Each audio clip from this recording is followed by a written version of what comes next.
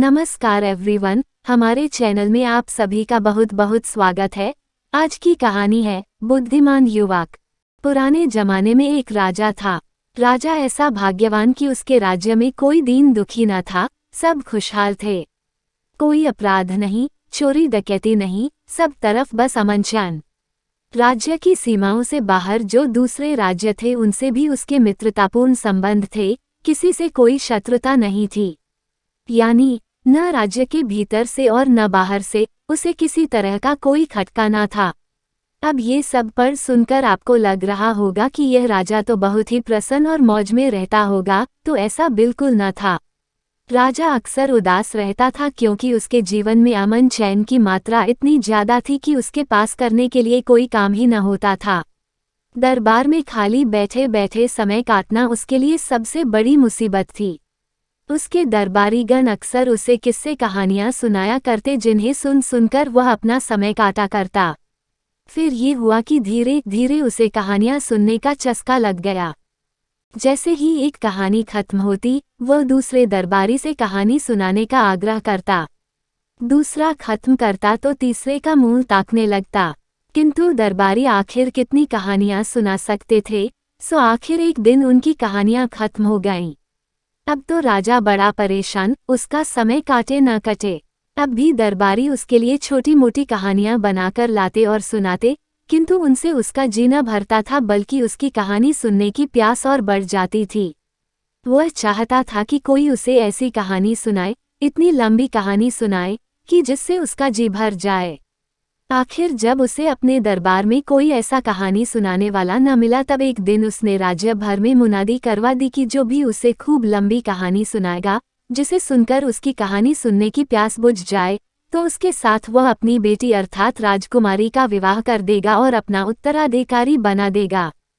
किंतु उसने इस घोषणा के साथ एक शर्त भी लगा दी कि यदि कहानी पर्याप्त लंबी न हुई, अर्थात जिसे सुनकर राजा का जी न भरा, तो उस आदमी को जिंदगी भर के लिए जेल में चक्की पीसने के लिए डाल दिया जाएगा। राजा की बेटी बहुत सुंदर थी।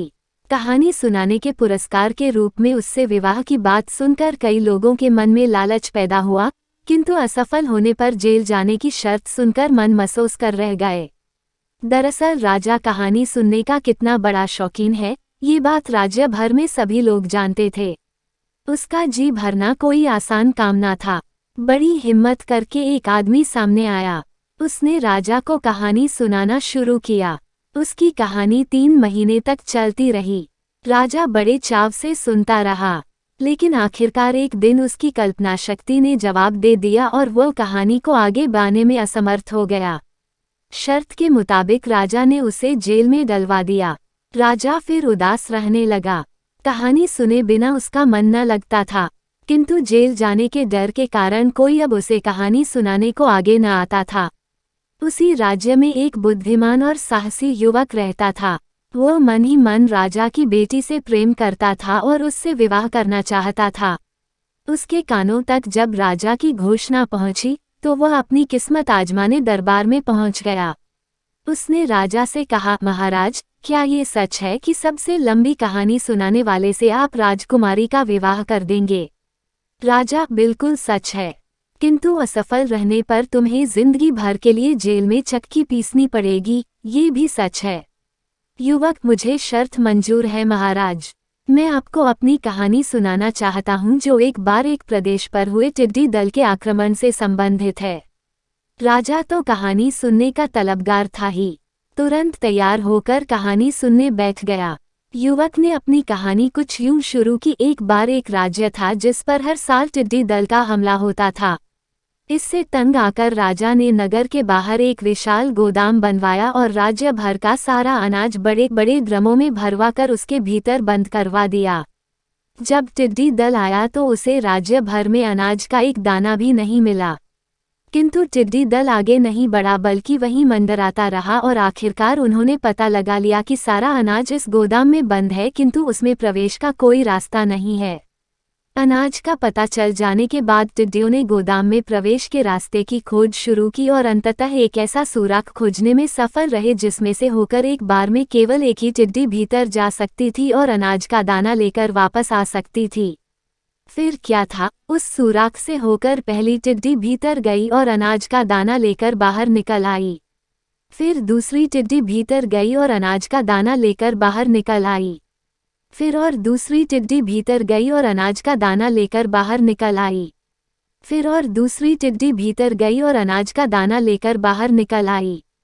फिर और दूसरी टिड्डी। उद्धरण चिन्ह। एक दिन बीता, 2 दिन बीते, धीरे धीरे हफ्ता बीत गया।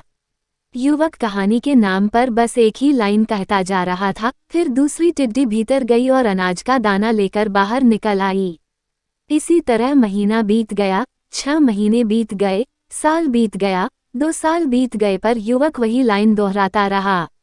राजा बार बार एक ही लाइन सुन सुनकर बुरी तरह उकता गया और एक दिन बोला, नौजवान, आखिर कब तक इस तरह टिड्डियां गोदाम के भीतर से अनाज का दाना लेकर निकलती रहेंगी? युवक बोला, जब तक सारा अनाज खत्म नहीं हो जाता महाराज।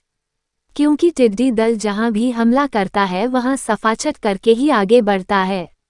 अभी तो गोदाम के सैकड़ों कमरों में भरे हजारों ड्रमों में से 50 ड्रम भी खाली नहीं हुए महाराज।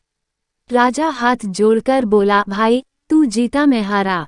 मैं अपनी बेटी का विवाह तेरे साथ कर दूंगा और तुझे अपना उत्तराधिकारी भी बना दूंगा, किंतु अब ये कहानी और आगे नहीं सुन सकता। मैं अब कोई भी और कहानी नहीं सुनना चाहता। बस। फिर क्या था, बुद्धिमान युवक का राजकुमारी से विवाह हो गया और वह राज्य का उत्तराधिकारी बना दिया गया। साथ ही राजा साहब का कहानी सुनने का चस्का भी जाता रहा। अगर कहानी पसंद आए तो प्लीज़ वीडियो को लाइक, शेयर और चैनल को जरूर सब्सक्राइब कर लें और हाँ, कमेंट करना ना भूलें। धन्यवाद।